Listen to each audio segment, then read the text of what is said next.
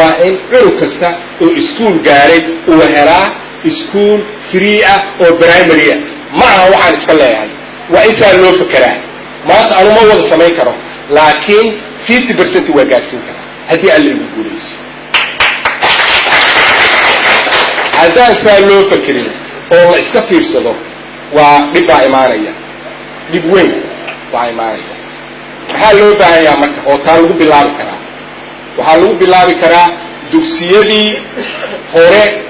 أو دولتي هراء أي بستي أو لقيت تجي ملكست إيكويا لان إن عقول تصديق لوجو سويش كوك وإن أيضا كو ونبضع أيضا تفضلا أو قيمي سنة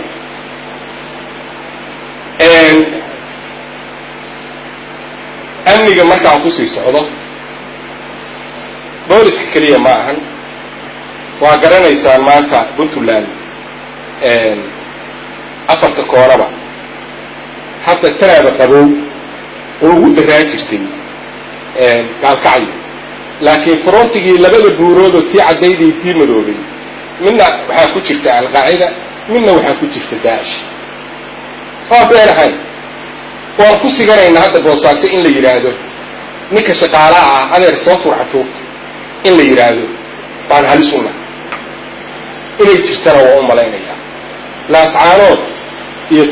tukarrad intay garaw u jirtana waa garanaysaa laascaanoodna 12 sano ay maqnayn wax kale kuma maqnayn laascaanood 12 sano waxay ku maqnay dawladdii dastuurka waxa ugu qoraa in ay badbaadisaa xuduudaha in ay ka seexatay nidaamyadii la soo maray baahubaal Puntland xuduudaheeda dastuuriga ah waa muqaddas in ay soo noqdaan lamana qabsan karo lamana haysan karo inta in la egna ka gali mayno negotiation afkeena ku badbaadi kaday inaynu raadino Puntland badbaadi lixdan duca qare oo gabdhiyo wiilal leh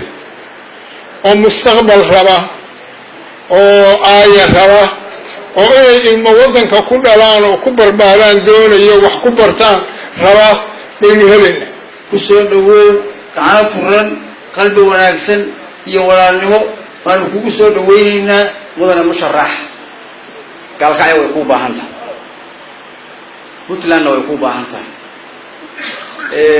inaanu ku baahanaayna waxa weeyaan odayaasha dhaqanka ku muujiyay iyo bulshada sharaf ku soo dhaweysay ilaa hadda sidoo u leenahay oo musharax soo dhawow galkacay ku soo dhawow gobolka mudug ku soo dhawow waxaan soo dhaweynaynaa musharaxa waxaan ku soo dhaweynaynaa in ilaahay ku guuleeyo hawshiisa waxaan kugu ducaynaynaa sida dalbatay meeshaas